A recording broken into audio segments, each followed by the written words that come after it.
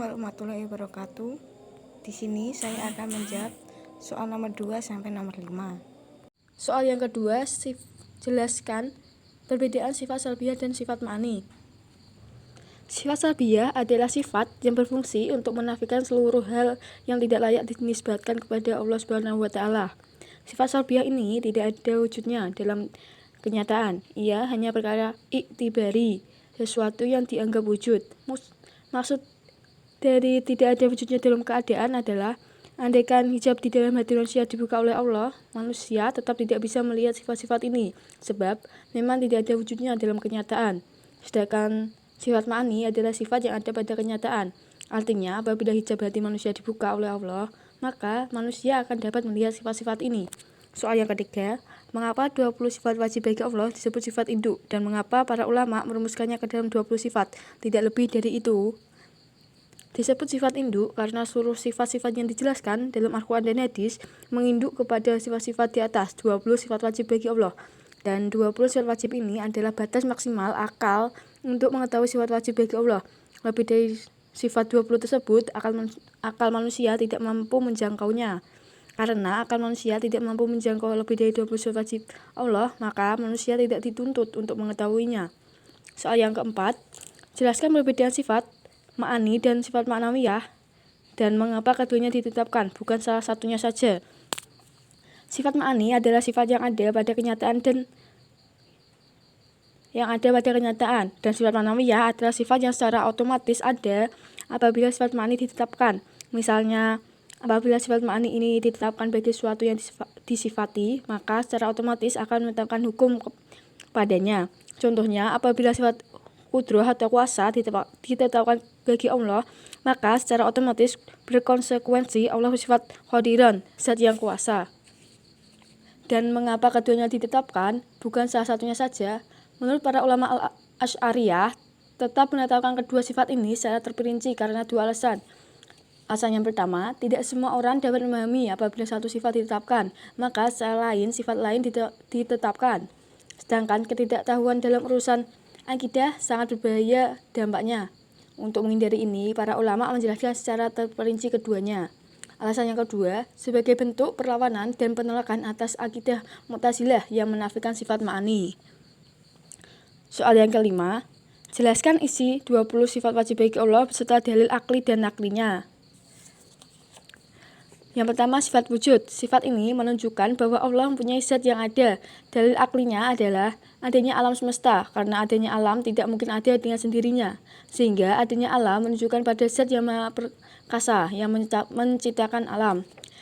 Dalil naklinya ada pada dalam surat As-Sajdah ayat 4, yang bunyinya Allahul ladzi khalaqas samawati wal arda wa ma bainahuma fi sittati ayyamin tsumma stawa 'alal 'arsy ma lakum min dunihi min waliyyin wala syafi'u afala tatadzakkarun. Artinya, Allah lah yang menciptakan langit dan bumi dan apa yang ada di antara keduanya dalam 6 masa. Kemudian dia bersemayam di atas arsy. Tidak ada bagi kamu selain daripadanya seorang penolong pun dan tidak pula seorang pemberi syafaat. Maka apakah kamu tidak memperhatikan? Sifat yang kedua, sifat qadam, dahulu tanpa permulaan. Maksudnya, wujud Allah mendahului wujudnya semua makhluk dan wujudnya Allah tidak ada permulaannya. Dalil aklinya adalah seandainya Allah tidak bersifat qidam, tentu Allah bersifat kebalikannya, yaitu hadis atau baru. Andaikan Allah bersifat hadis, tentu Allah membutuhkan muhdis, pencipta, untuk mewujudkannya. Hal ini tidak mungkin sebab Allah adalah pencipta, bukan yang diciptakan. Dari sini disimpulkan bahwa Allah bersifat qidam. Dalil naklinya dalam surat Al-Hadid ayat 3 yang bunyinya wal awalu wal akhiru, artinya dia adalah yang maha terdahulu. Sifat yang ketiga, baqo atau kekal. Maksud dari sifat ini adalah wujud Allah tidak ada akhir atau batasannya. Wujud Allah tidak akan dapat ditiadakan sampai kapanpun. Dalil akli sifat baqo adalah andaikan Allah tidak bersifat baqo, maka pasti Allah bersifat fana atau rusak. Andaikan wujud Allah fana, Allah pasti bersifat hadis. Sedangkan dalil ketidakmungkinan sifat hadis bagi Allah telah dijelaskan sebelumnya. Dalil naklinya kullu man 'alaiha fanin wa yabqa wajhu rabbika dzul jalali wal ikram, yang artinya semua yang di atasnya bumi akan mati dan zat Tuhanmu yang punya kebesaran dan kemuliaan tetap kekal. Quran surat Ar-Rahman ayat 26 sampai 27. Sifat yang keempat, mukhalafatul hawadisi atau berbeda dengan makhluk. Maksudnya adalah berbeda dengan makhluk secara mutlak, baik zatnya, sifatnya, maupun perbuatannya. Dalil aklinya adalah andaikan Allah serupa dengan makhluk, tentu Allah hadir sebagaimana makhluk. Sebab sesuatu yang belum menjadi sifat dari salah satu dua hal yang sama, maka belum menjadi sifat bagi salah satunya yang lain. Dalil naklinya, laisa kamitslihi syai'un wa huwas samiul basir. Artinya tidak ada sesuatu apapun yang menyerupainya dan dia maha mendengar, maha melihat. Quran Surat Asy-Syura ayat 11. Sifat yang kelima, qiyamu binafsihi atau tidak membutuhkan zat lain untuk menjadi tempatnya. Imam Nawawi Al-Bantani dalam kitabnya Tijan Al-Durari mendefinisikan qiyamu binafsihi adalah Allah tidak membutuhkan zat lain yang menjadi tempat baginya dan tidak butuh pencipta yang mewujudkannya. Dalil akli sifat ini adalah andaikan Allah membutuhkan tempat untuk eksistensi zatnya, maka Allah adalah sifat. Jika Allah adalah sifat, maka Allah mustahil untuk bersifat ma'ani seperti kudrah, iradah, ilmu, hayat, dan sifat-sifat ma'ani lainnya. Dalil akli kedua adalah andaikan Allah membutuhkan pencipta untuk mewujudkannya, maka Allah adalah hadis. Dan hal ini tidak mungkin sebagaimana dijelaskan dalam pembahasan sifat baqa. Dalil akli sifat qiyamu binafsihi yaitu ya ayyuhan nasu antumul fuqara'u ilallahi wallahu wal ghaniyyul hamid. Artinya, wahai manusia, kalian adalah orang-orang yang butuh pada Allah dan Allah Maha Kaya, dan Maha terpuji. Quran Surat Fatih ayat 15. Sifat yang keenam, wahdaniyah atau esa. Wahdaniyah artinya Maha Esa. Esa dalam zatnya, esa dalam sifatnya, dan esa dalam perbuatannya. Di antara dalil sifat wahdaniyah adalah wa ilahukum ilahu wahidul wahid la ilaha illa huwal rahmanur rahim. Artinya, dan Tuhanmu adalah Tuhan yang esa, tidak ada Tuhan selainnya, yang Maha Pengasih dan Maha Penyayang. Quran Surat Al-Baqarah ayat 163. Sifat yang ketujuh, kudrah atau kuasa. Kudrah adalah sifat yang memberi pengaruh untuk mewujudkan dan meniadakan perkara yang mungkin. Sifat kudrah hanya bertakluk atau berhubungan dengan sesuatu yang mungkin, bukan perkara yang wajib dan mustahil. Sehingga tidak dapat ditanyakan apakah Allah kuasa untuk meniadakan zatnya. Wujud Allah adalah perkara yang wajib, akal tidak dapat menolak ketiadaannya. Dalil sifat kudrah ialah Innallaha ala kulli syai'in qadir. Artinya sesungguhnya Allah kuasa atas segala sesuatu. Quran Surat Al-Baqarah ayat 20. Sifat yang ke-8, iradah atau berkehendak. Iradah adalah sifat yang dengannya Allah mengkhususkan hal yang mungkin dengan spesifikasi tertentu. Apakah wujud, tidak wujud, tinggi, pendek, dan semisalnya. Allah pilih salah satunya sebagai ganti dari lawannya. Sebagaimana sifat kudrah, sifat iradah juga hanya berkaitan dengan perkara yang mungkin saja, bukan perkara yang wajib dan mustahil. Dari sifat iradah ialah Inna rabbaka fa'alul lima yurid. Artinya, sesungguhnya Tuhanmu berbuat sesuatu apa yang dia kehendaki. Quran Surat Hud ayat 107.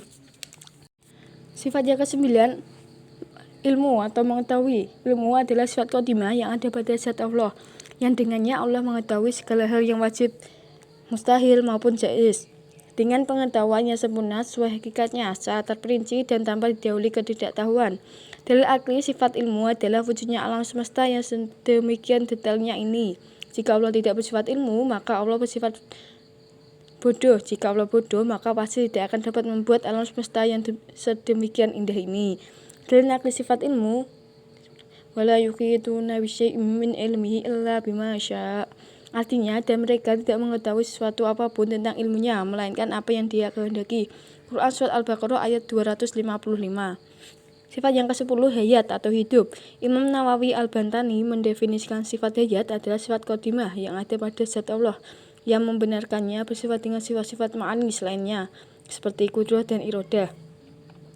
Dalil sifat hayat adalah wujudnya alam semesta. Jika Allah tidak hidup, berarti Allah mati. Jika Allah mati, maka Allah mustahil untuk disifati kudrah, iradah, dan sifat ma'ani lainnya. Sehingga alam pasti tidak ada. Karena alam ada, berarti Allah bersifat hidup. Dalil nakli sifat hayat adalah Allahu la ilaha illa huwal hayyul qayyum. Artinya, Allah tidak ada Tuhan selain Dia yang maha hidup, yang terus-menerus mengurus makhluknya. Quran Surat Ali Imran ayat 2. Sifat yang ke-11 dan 12 yaitu sama mendengar dan basar melihat. Imam Sanusi mendefinisikan sama dan basor ada dua sifat yang dengan keduanya suatu menjadi tersingkap dengan jelas bagaimana sifat ilmu. Hanya saja ketersingkapan dengan kedua sifat ini melebihi ketersingkapan dengan sifat ilmu. Dalil akli kedua sifat ini adalah andaikan Allah tidak bersifat keduanya, tentu Allah bersifat kebalikannya, yaitu tuli dan buta. Pengandaian ini jelas salahnya, sebab keduanya adalah sifat kekurangan, dan mustahil Allah bersifat itu, sehingga dapat dipastikan Allah bersifat sama dan basor. Dalil nakli kedua sifat ini adalah laisa kamitslihi syai'un wa huwas samiul basir. Artinya tidak ada suatu apapun yang menyerupainya dan dia maha mendengar, maha melihat. Quran Asy-Syura ayat 11. Sifat yang ke-13, kalam atau berfirman. Kalamullah adalah sifat qadimah yang ada pada zatnya. Kalam adalah sifat qadimah yang tidak berupa huruf, tidak berupa suara, tidak menerima ketiadaan dan semaknanya. Seperti diam, tidak bisa dipecah, pecah, tidak bisa didahulukan dan tidak bisa diakhirkan. Dalil akli sifat kalam adalah adanya wahyu Allah berupa Al-Quran yang diturunkan kepada Nabi Muhammad dan kitab-kitab Allah yang diturunkan kepada para rasul sebelum Nabi Muhammad. Dalil nakli sifat kalam adalah warusulan qad qasasnahum 'alaika min qablu wa rusulan lam naqsushum 'alaika wa kallamallahu Musa taklima.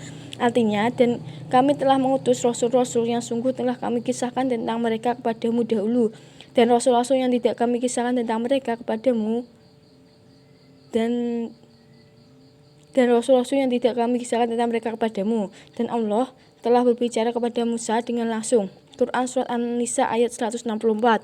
Sifat yang ke-14 yaitu kaunu qadiron, artinya adanya Allah adalah zat yang maha kuasa. Keadaan Allah yang berkuasa mengadakan dan meniadakan.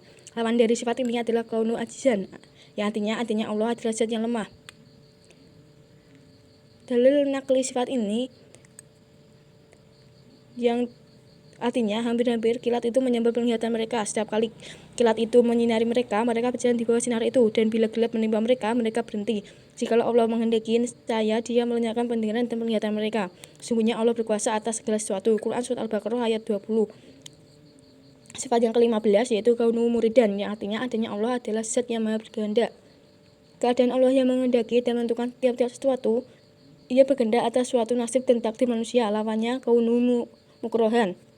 Dalilnya khalidina fiha ma damatis samawati wal ardu illa ma syaa rabbuka inna rabbaka fa'alul lima yurid, yang artinya mereka kekal dalamnya selama ada langit dan bumi, kecuali jika Tuhanmu menghendaki yang lain. Sungguhnya Tuhanmu maha pelaksana terhadap apa yang Dia kehendaki. Quran Surat Hud ayat 107. Sifat yang ke-16 kaunu aliman, yang artinya adanya Allah adalah zat yang maha mengetahui. Keadaan Allah yang mengetahui akan tiap sesuatu, mengetahui segala hal yang telah terjadi maupun belum terjadi. Allah pun dapat mengetahui isi hati dan pikiran manusia. Lawannya adalah kaunu jahilan. Dalil nakli sifat kaunu aliman yang pertama yaitu wallahu bikulli syai'in alim, yang artinya Allah maha mengetahui segala sesuatu. Quran An-Nisa ayat 176. Dalil yang kedua alimun syai'in bikullillahi wa'lamu, artinya ketahuilah bahwasanya Allah maha mengetahui segala sesuatu. Quran Surat Al-Baqarah ayat 231. Sifat yang ke-17 kaunu hayyan, yang artinya adanya Allah adalah zat yang maha hidup. Keadaan Allah yang hidup, Allah adalah zat yang hidup. Allah tidak akan pernah mati, tidak akan pernah tidur ataupun lengah. Lawan dari sifat ini adalah kaunu mayyitan, yang artinya adanya Allah zat yang mati. Dalil nakli sifat ini ialah wa tawakkal 'alal hayyil ladzi la yamutu wasabbih bihamdih wa kafa bihi bidunubi ibadihi khabira, artinya dan bertawakallah kepada Allah yang hidup, yang tidak mati, dan bertasbihlah dengan memujinya, dan cukuplah Dia maha mengetahui dosa-dosa hamba-hambanya. Quran Surat Al-Furqan ayat 58. Sifat yang ke-18 kaunu sami'an, adanya Allah adalah zat yang maha mendengar. Allah yang maha mendengar, Allah selalu mendengar pembicaraan manusia, permintaan atau doa hambanya, isi hati dan pikiran hambanya. Lawannya ialah kaunu samam, atau adanya Allah adalah zat yang tuli. Dalil naklinya wallahu sami'un alim, artinya dan Allah maha mendengar lagi maha mengetahui. Quran Surat Al-Baqarah ayat 256. Sifat yang ke-19 kaunu basiron, artinya Allah adalah zat yang maha melihat. Allah yang maha melihat akan tiap-tiap yang maujudat atau benda yang ada. Allah selalu melihat gerak-gerik hambanya. Lawannya adalah kaunu a'ma, yaitu artinya Allah adalah zat yang buta. Dalilnya, innallaha ya'lamu ghaibas samawati wal ardi wallahu basirum bima ta'malun. Artinya, sungguhnya Allah mengetahui apa yang gaib di langit dan bumi. Dan Allah Maha melihat apa yang kamu kerjakan. Quran Surat Al-Hujurat ayat 18. Sifat yang terakhir yaitu kaunu mutakaliman, artinya adanya Allah adalah zat yang maha berfirman. Allah tidak bisu, ia berfirman melalui ayat Al-Quran. Kawan dari sifat ini adalah kaunu abkam, yang artinya adanya Allah zat yang bisu.